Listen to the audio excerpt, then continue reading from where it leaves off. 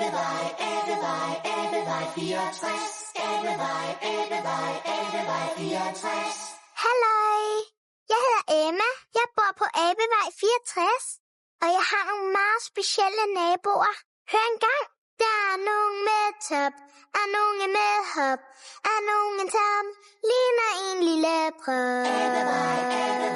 Æblevej 64. En elsker kun sol, en holder af sne, men naboer får altid en til at lide. Æblevej 64. Nogle er kække, nogle er frække, alle noget for sig, ikke en er helt almindelig. Æblevej 64. Nogle har pletter, nogle har striber, der pindsvin og ulddyr og vanddyr og slanger. Nogle er meget store, nogle er ganske små, og nogle er lange og har pletter på. Æblevej 64. Æblevej 64. Nu er det sengetid, Emma. Okay, mor.